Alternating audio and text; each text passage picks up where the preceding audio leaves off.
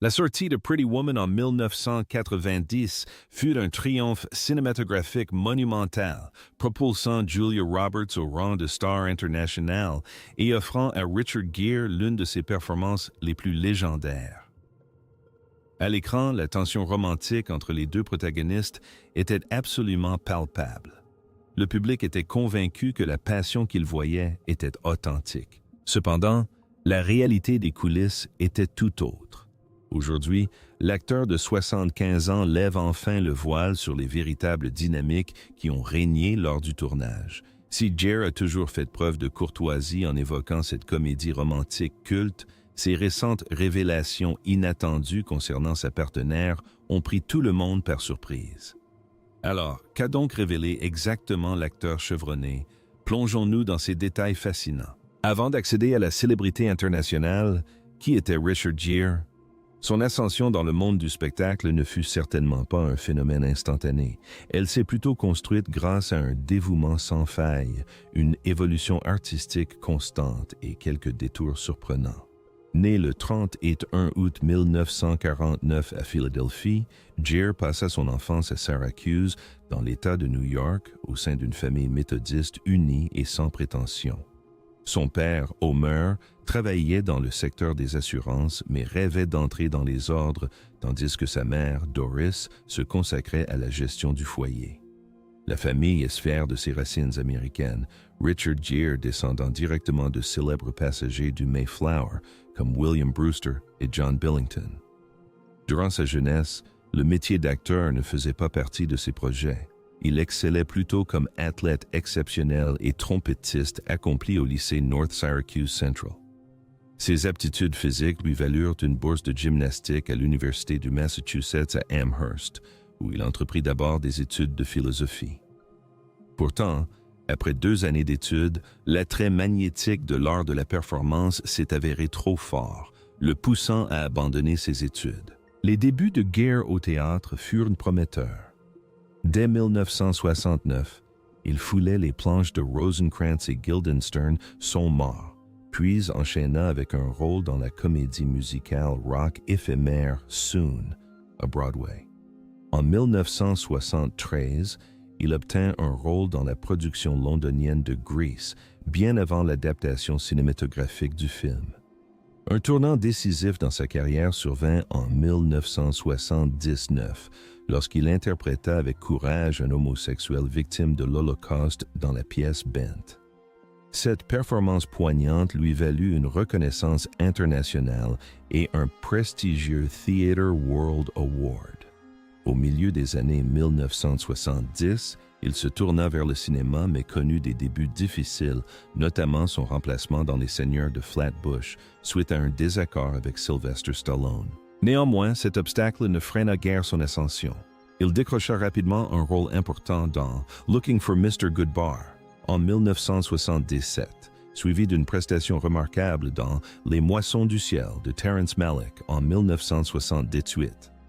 Cependant, c'est son interprétation captivante dans American Gigolo en 1980 qui consacra définitivement son statut de star. Le mélange unique de sophistication et d'émotion brute qui caractérisait le film incarnait parfaitement le charme cinématographique de Gere, captivant le public féminin du monde entier. Officier et gentleman, en 1982 le propulsa encore plus haut dans la stratosphère hollywoodienne. Le film fut un immense succès commercial et valut à Gere sa première nomination aux Golden Globes. Durant le reste des années 1980, sa carrière cinématographique connut des hauts et des bas commerciaux, mais il continua à travailler régulièrement, attendant son prochain grand succès. Ce moment tant attendu arriva à 2 reprises en 1990. D'abord avec le thriller policier intense Affaire interne, puis avec Pretty Woman, où il partageait l'affiche avec Julia Roberts. Le film devint rapidement un classique, valant à Gere une nouvelle nomination aux Golden Globes. Le duo de choc se reforma en 1999 pour Just Married, ou presque, prouvant que leur pouvoir d'attraction au box-office restait immense. Tout au long des années 1990, Gere incarna une remarquable diversité de personnages, passant avec aisance du drame romantique Somersby au drame judiciaire Peur primale. Il a même adopté un accent irlandais convaincant pour incarner un ancien combattant de l'IRA dans Le Chacal. Son goût du risque créatif s'est toujours avéré payant. Au début des années 2000, Gere était au sommet de sa gloire. Rien qu'en 2002, il a tenu la vedette dans 3 films importants, La prophétie des ombres, Infidèle et Chicago. Ce dernier a remporté l'Oscar du meilleur film, tandis que Gere a décroché le Golden Globe de la meilleure interprétation. La même année, le magazine People l'a élu homme le plus sexy du monde. De l'étudiant en philosophie à l'acteur de Broadway, puis à l'idole hollywoodienne, il est resté à la fois inoubliable et imprévisible. Si le public apprécie son charme à l'écran, c'est sa détermination et son talent qui l'impressionnent le plus. Alors que Richard Gere devenait une star incontournable d'Hollywood, Julia Roberts, de son côté, commençait à se faire un nom. Son parcours, pourtant, fut marqué par une enfance difficile. Née le 28 octobre 1967 à Smyrna, en Géorgie, près d'Atlanta, Julia était la fille de Betty Lou et Walter Roberts, tous deux acteurs et professeurs. Ses origines sont un mélange de cultures suédoises, allemandes, galloises, écossaises, irlandaises et anglaises. Sa famille était imprégnée de différentes traditions religieuses. Son père était baptiste, sa mère catholique, et Julia a été élevée dans la foi catholique. Elle a un frère aîné, Eric Roberts, lui aussi acteur, une sœur aînée, Lisa, et une nièce, Emma, qui a suivi la tradition familiale d'acteurs. Julia avait également une demi-sœur cadette, Nancy Motes. Ses parents se sont rencontrés alors qu'ils se produisaient pour les forces armées américaines et ont par la suite fondé une école d'art dramatique à Atlanta. Ils ont même donné des instructions à Yolanda King, la fille de Martin Luther King Jr. La famille Roberts étant alors dans le besoin, Coretta Scott King a réglé la facture d'hôpital à la naissance de Julia. Un petit geste de bonté aux conséquences profondes. Ses parents ont divorcé en 1972, alors que Julia avait 5 ans. La même année, sa mère a épousé Michael Motes, un homme que Julia détestait profondément.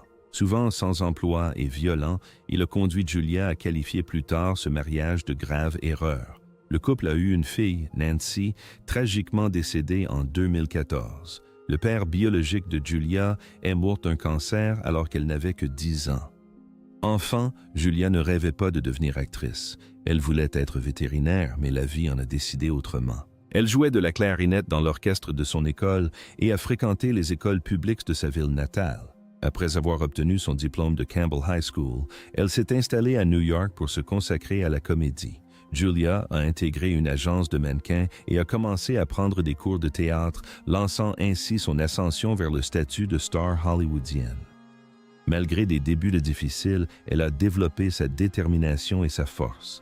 Les épreuves familiales qu'elle a traversées ont contribué à forger l'émotion et la passion qu'elle insuffle à ses personnages. Julia Roberts n'est pas devenue célèbre par hasard. Elle a bâti sa réputation étape par étape. Julia Roberts a débuté sa carrière à la télévision en 1987 en interprétant une jeune survivante de viol dans un épisode de Crime Story. 1 an plus tard, elle faisait ses débuts au cinéma en 1988 dans le film Satisfaction, où elle jouait une musicienne aux côtés de Justin Bateman et Liam Neeson. À peu près à la même époque, elle tournait un tout petit rôle dans Blood Red avec son frère Eric. Cependant, ce film ne sortit qu'en 1989. Et elle n'avait que 2 répliques. La même année, elle apparut également dans un épisode de Miami Vice.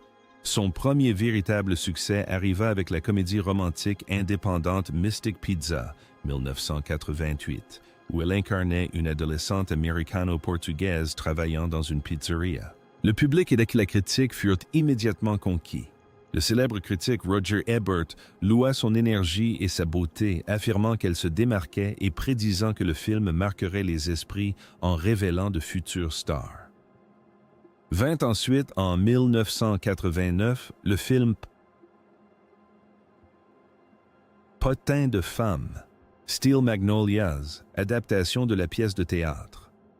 Roberts y incarnait une jeune femme diabétique aux côtés de grandes actrices comme Shirley MacLaine, Dolly Parton et Sally Field. Bien qu'il s'agisse d'une promotion importante, l'expérience fut éprouvante. Le réalisateur Herbert Ross était réputé pour sa dureté, notamment envers Julia. Sa partenaire Sally Field confirma plus tard qu'il avait été particulièrement exigeant avec elle durant le tournage. Malgré cela, Roberts brilla dans ce rôle, obtenant ses premières récompenses majeures. Un Golden Globe de la meilleure actrice dans un second rôle et sa première nomination aux Oscars dans la même catégorie. Mais c'est le film Pretty Woman de 1990 qui a propulsé Julia Roberts au rang de superstar. Elle y incarnait Vivian, une travailleuse du sexe charmante et résiliente qui tombe amoureuse d'un riche homme d'affaires interprété par Richard Gere. De nombreuses actrices de renom, dont Michelle Pfeiffer, Molly Ringwald et Meg Ryan, avaient refusé le rôle avant que Julia ne l'obtienne.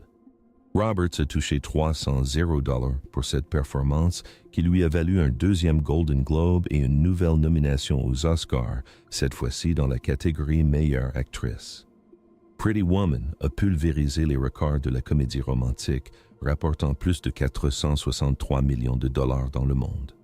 Le film a également offert au monde l'un des moments les plus iconiques de l'histoire du cinéma. La robe rouge portée par Roberts est encore célébrée aujourd'hui. Le succès du film n'a pas seulement fait de Roberts une célébrité, il l'a propulsé au rang de star de cinéma incontournable. Alors, comment Julia Roberts a-t-elle décroché le rôle? Pretty Woman n'était pas destinée à devenir la comédie romantique légère que l'on connaît aujourd'hui. À l'origine, il s'agissait d'un drame sombre et poignant, avec une fin bien plus tragique. Julia avait initialement obtenu le rôle principal lorsque le projet s'intitulait 3000, en référence à la somme perçue par Vivian Ward pour une semaine de compagnie. Cependant, 3 jours seulement après avoir décroché le rôle, tout s'est effondré.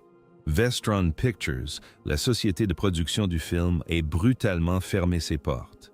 Dans une interview de 2019 avec Patricia Arquette, Roberts se souvient que le petit studio a fait faillite pendant le week-end, la laissant sans emploi dès le lundi.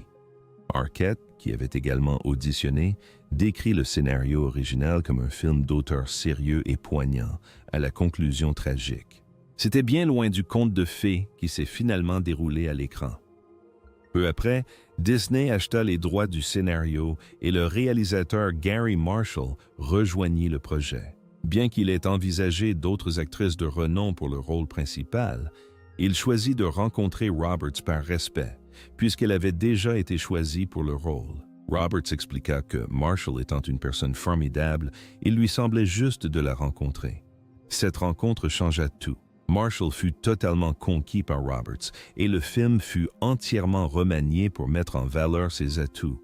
Le ton sombre fut abandonné au profit de l'émotion, de l'humour et du charme, des qualités que Roberts possédait naturellement. Elle remarqua qu'ils avaient complètement transformé le concept, l'adaptant parfaitement à son registre.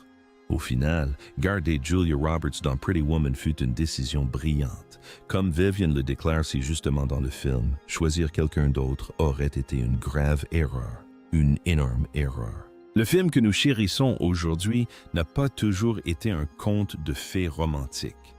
Initialement intitulé 3000, il s'agissait d'un drame sombre et poignant écrit par J. Seth Lawton à la fin des années 1980. Le récit se concentrait sur la réalité brutale des travailleuses du sexe à Hollywood. Lawton s'est inspiré de films comme La dernière corvée, 1973, et Wall Street, 1987. Dans la version originale, Edward et Vivian n'avaient pas droit à une fin heureuse. Au lieu qu'Edward escalade un escalier de secours pour sauver Vivian et qu'elle le sauve à son tour, le scénario proposait un dénouement beaucoup plus cruel. Selon Roberts, dans la fin de 3000, Edward la jetait hors de la voiture, lui lançait l'argent dessus et s'enfuyait en voiture, la laissant dans une ruelle sordide. La scène finale montrait Vivian et son ami Kit dans un bus en direction de Disneyland, Vivian fixant le vide par la fenêtre. Après avoir réalisé le drame Beaches en 1988, Gary Marshall lut le scénario de Lawton et fut intrigué. Il y voyait l'histoire d'une femme qui désirait changer de vie et y parvenait. Cependant, Marshall avait une vision bien particulière.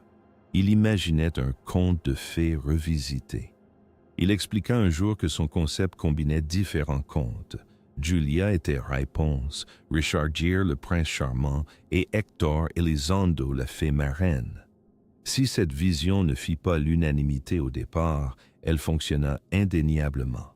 Malgré ce changement de ton, plusieurs scènes clés du scénario de Pent 3000 furent conservées au montage final. Parmi ces moments, on ne peut citer la virée shopping désastreuse de Vivian sur Rodeo Drive, son rendez-vous à l'opéra avec Edward et le dîner avec James Morse, l'homme d'affaires dont Edward comptait démanteler la société.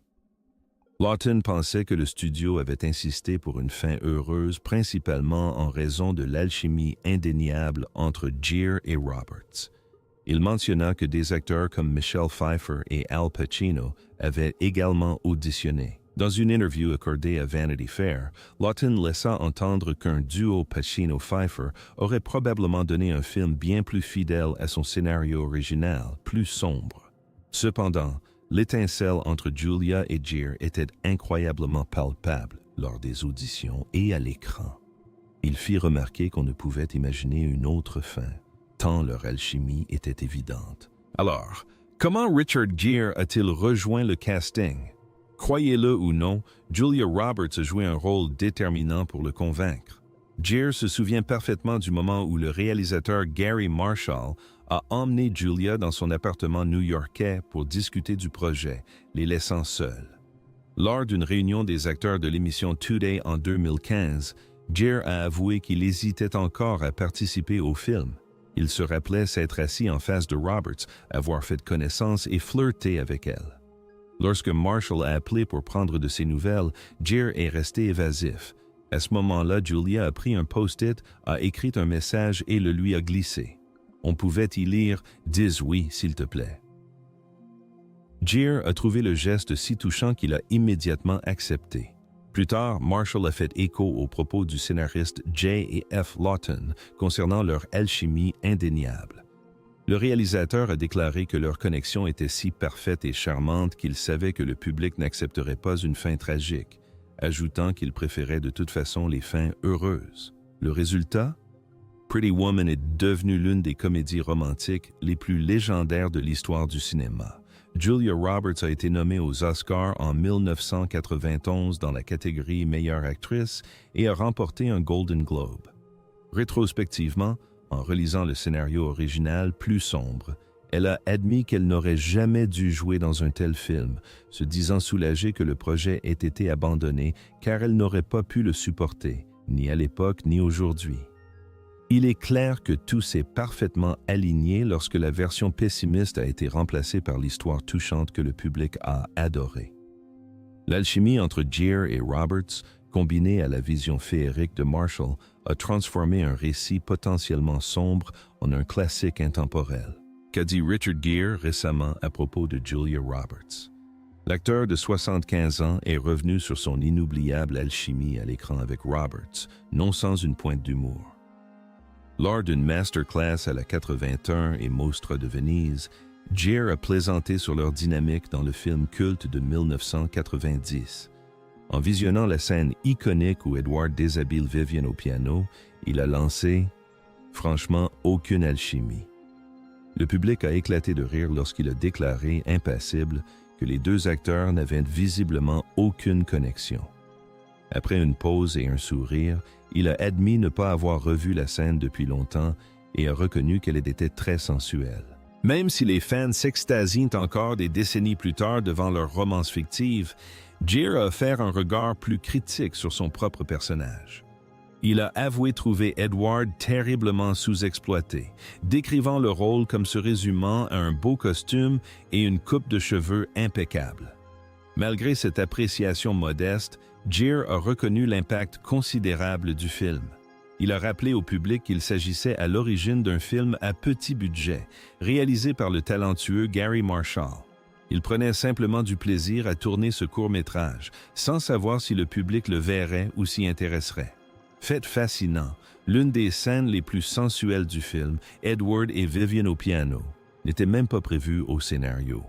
Gere a révélé que la scène avait été entièrement improvisée sur le plateau, inspirée de ses habitudes personnelles. Lorsque Marshall lui a demandé ce qu'il faisait généralement tard le soir à l'hôtel, Gere a expliqué que le décalage horaire le poussait souvent à trouver un piano dans le bar ou la salle de bal pour jouer. Ils ont donc improvisé la scène à partir de cette habitude. Gere se souvient avoir joué un morceau mélancolique qui reflétait la vie intérieure de son personnage. C'était un petit moment né de ses habitudes nocturnes, mais comme une grande partie de Pretty Woman, il s'est transformé en un instant de magie cinématographique que les fans n'oublieront jamais. Julia Roberts a-t-elle déjà eu des problèmes avec ses partenaires de jeu? Si elle est devenue la chérie de l'Amérique à l'écran, les choses n'ont pas toujours été aussi simples en coulisses, surtout au début de sa carrière. Elle s'est forgée une réputation de personne difficile à vivre, ce qui a surpris nombre de ses admirateurs. L'un des incidents les plus commentés s'est produit lors du tournage du film Hook en 1991, où Roberts incarnait la fée Clochette. Des rumeurs circulaient selon lesquelles des membres de l'équipe, frustrés, l'avaient surnommée Clochette en enfer en raison des tensions sur le plateau. Interrogé à ce sujet dans une interview accordée à Entertainment Weekly la même année, Roberts a affirmé ne pas l'avoir entendu, sans toutefois démentir formellement les rumeurs.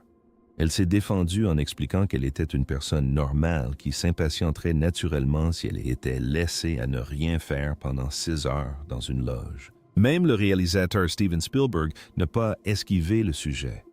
Dans une interview pour l'émission 60 minutes, il a admis que leur collaboration n'avait pas été une partie de plaisir.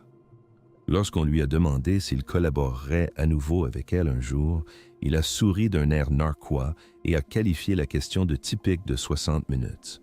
Roberts a été choqué par sa réponse et a confié plus tard à Vanity Fair qu'elle n'arrivait pas à croire qu'une personne en qui elle avait confiance ait hésité à la défendre.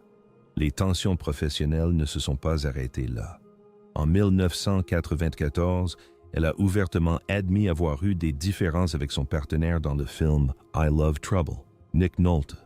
Au fil des années, des rumeurs ont également fait état de frictions avec d'autres grandes stars, notamment Meryl Streep et Hugh Grant. Dans une interview plus récente accordée à British Vogue, Julia Roberts s'est entretenue avec Richard Curtis, le réalisateur de Coup de foudre à Notting Hill, qui lui a fait une révélation inattendue.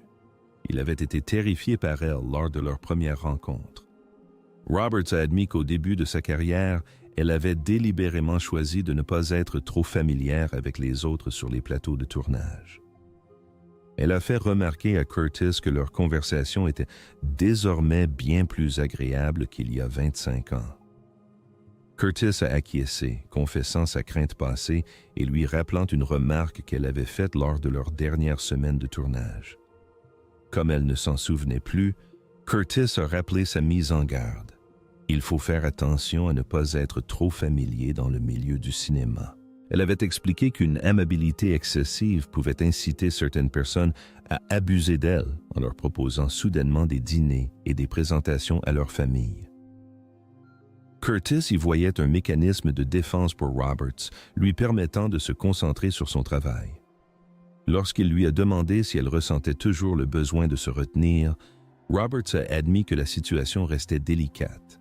Elle a expliqué qu'elle se mettait parfois en retrait car elle ignorait jusqu'où une familiarité excessive pouvait aller.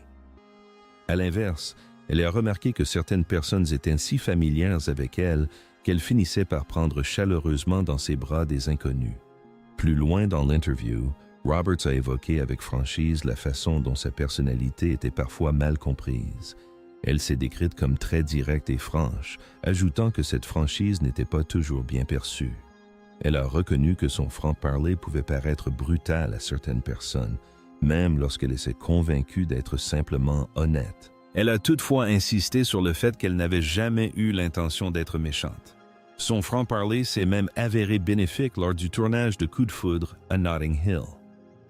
Curtis a révélé que Roberts lui avait expressément demandé de modifier une réplique du scénario afin de booster sa carrière. Dans le film, son personnage, la célèbre actrice Anna Scott, est interrogée sur son salaire pour son dernier film. Le scénario original mentionnait un montant inférieur, mais Roberts a insisté pour un montant plus élevé. Curtis a admis l'avoir sous-payé, mais elle a exigé la modification afin que son cachet pour ses films suivants soit revu à la hausse. Un coup de maître qui a prouvé que derrière sa franchise et son sourire avenant se cache une femme très intelligente, parfaitement consciente de sa valeur. Malgré des débuts difficiles, elle et Curtis sont finalement devenus d'excellents amis et collaborateurs. Curieusement, malgré les rumeurs de tension avec d'autres, elle n'a jamais eu de problème d'entente avec Richard Gere. Dès le début de Pretty Woman, leur alchimie était parfaite, à l'écran comme en dehors. Julia Roberts est l'une des rares stars hollywoodiennes à avoir trouvé un amour véritable et durable.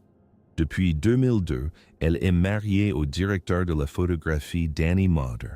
Ensemble, ils ont 3 enfants, les jumeaux Hazel et Phineas, âgés de 18 ans, et leur fils Henry, âgé de 16 ans. Connue pour être une mère aimante et dévouée, Julia Roberts évoque souvent son attachement à sa vie de famille. Cependant, avant de s'installer avec Danny Moder, elle a connu plusieurs relations très médiatisées. Elle a été brièvement mariée à l'excentrique chanteur country Lyle Lovett de 1993 à 1995. Si cette union a surpris beaucoup de monde, ce n'était pas sa romance la plus tumultueuse. La relation qui a véritablement déclenché une tempête médiatique remonte à 1991, lorsqu'elle a brusquement rompu ses fiançailles avec l'acteur Kiefer Sutherland quelques jours seulement avant leur mariage. Revenons un peu en arrière. Julia et Kiefer se sont rencontrés sur le tournage du film Flatliners en 1990. Ils ont commencé à se fréquenter peu après sa rupture avec Dylan McDermott, son partenaire dans Steel Magnolias, au moment même où Kiefer finalisait son divorce avec Camelia Cath. Leur relation a évolué rapidement. En août 1990, le couple était fiancé et préparait un mariage fastueux. Ils avaient fixé la date au 14 juin 1991 et comptaient se marier sur un plateau de la 20th Century Fox, entouré de nombreuses célébrités. Mais 3 jours seulement avant la cérémonie, Julia a annulé tous les préparatifs.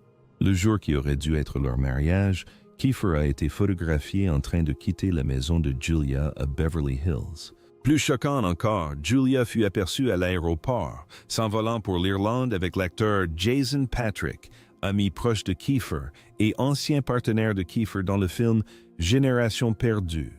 Les médias s'emballèrent, l'histoire fit grand bruit et Julia, de chouchou de l'Amérique, devint du jour au lendemain la coqueluche des tabloïds hollywoodiens. Le public était obsédé par la rupture de ses fiançailles et sa fuite surprise avec Patrick. Julia, qui avait toujours semblé si équilibrée, était désormais dépeinte comme une mariée en fuite, audacieuse et imprévisible, 8 ans avant d'incarner un tel personnage à l'écran aux côtés de Richard Gere. À leur retour aux États-Unis, Julia et Jason affichèrent leur relation au grand jour, mais leur idylle fut de courte durée. Ils se séparèrent en 1992, peu après que le tumulte médiatique se soit apaisé. Pourtant, avez-vous déjà vu Pretty Woman? Si oui, avez-vous aimé le film? Partagez votre avis dans les commentaires ci-dessous. Pensez à aimer, partager et vous abonner pour plus de contenu captivant. Cliquez également sur la vidéo recommandée affichée à l'écran. Vous allez adorer.